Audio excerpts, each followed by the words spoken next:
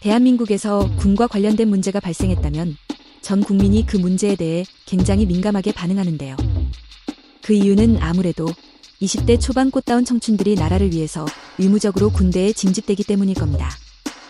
그러나 그들의 희생에도 불구하고 여전히 적절한 보상과 대우는 부족할 뿐만 아니라 일부 몰지각한 특정 집단은 입대한 남성들에 대해 조롱과 멸시의 시선을 보내기도 하는데요.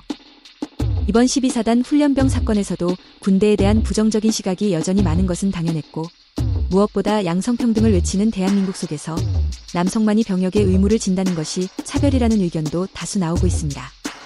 물론 이런 의견이 들린다면 특정 여성들이 눈에 불을 켜고 민감하게 달려들어 인신공격을 하며 물어뜯기도 하지만, 그런데 최근 이런 분위기 속에서 현재 대한민국 군대에 큰 문제가 생겼다고 하는데요.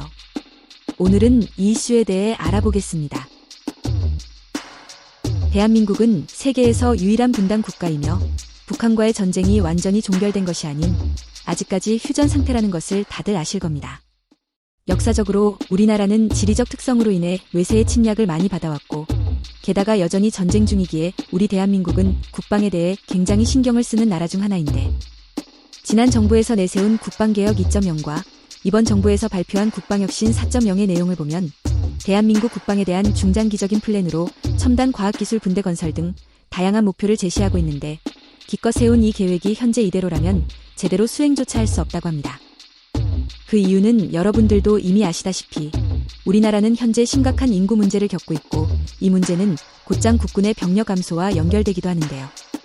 앞에서 소개드렸던 국방혁신 4.0이든 그 외 다른 계획이든 정부에서 세운 중장기적인 계획을 실행하기 위해서는 기본적으로 50만 명의 상비 병력을 갖춘 상태여야 한다고 합니다.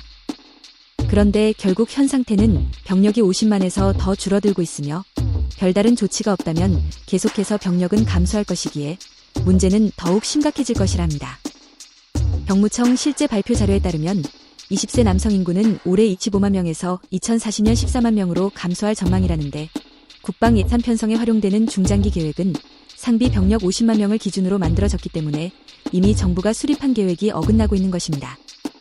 아무리 첨단 과학기술을 통해 AI 과학기술을 도입한 강군을 육성한다고 하더라도 이러한 기술을 만들기 위해서는 오랜 시간이 필요할 텐데, 기술 개발 간 북한의 재래식 도발이라도 이어진다면 우리가 아무리 좋은 기술을 가지고 있어도 사용할 인력과 북한의 도발에 대응할 병력이 부족하기에 국방력의 하락과 연결될 수밖에 없다는 분석인 것입니다.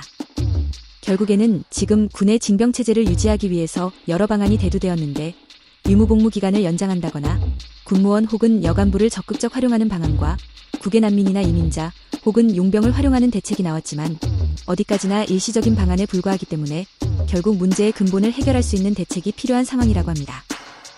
그런데 그래서인지 모르겠지만 이 소식을 접한 대중들 사이에서는 이제 정말 여성 징병제를 추진해야 한다는 목소리들이 등장하기 시작했는데요. 사실 여성에게 병역의 의무를 부여하는 방안은 남성만의 독박병역에 대한 성차별 문제를 말할 때 수시로 나타나기도 했고, 과거 국민청원 게시판에도 등장하며 많은 여론의 지지를 받았던 대안이기도 합니다. 그래서 결국 지금과 같은 인구 감소 현상이 지속되어 군대에 갈 수 있는 젊은 남성들이 점점 더 부족해진다면 이것은 곧 국방력과 직결되는 중요한 문제이기 때문에 이제는 여성 징병제를 통해 이런 문제점들을 해결해야 한다는 목소리가 다시 나오기 시작한 것입니다.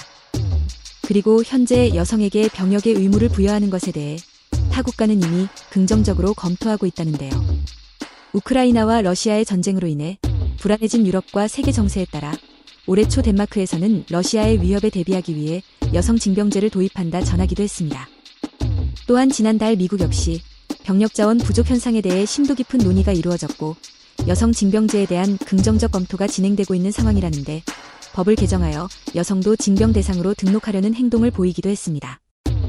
결국 여성 징병제가 필요한 나라에서의 내부 상황과 사회적 합의가 필요하겠지만, 현재 전 세계의 흐름이 여성 징병에 대한 논의를 심도 있게 진행하고 있는 상황이기에 이제는 우리 대한민국도 여성 징병에 대한 깊은 고민이 필요해 보입니다.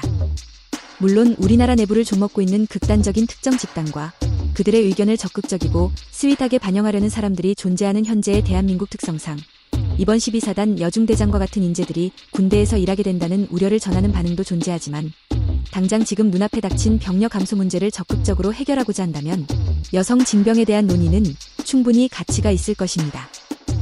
혹시 이 영상을 보고 계신 시청자 여러분들은 여성 징병제에 대해 어떻게 생각하고 계신가요?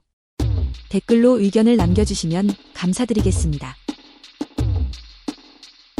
이쯤에서 여성 징병제 논의에 대한 여론의 반응을 알아보겠습니다.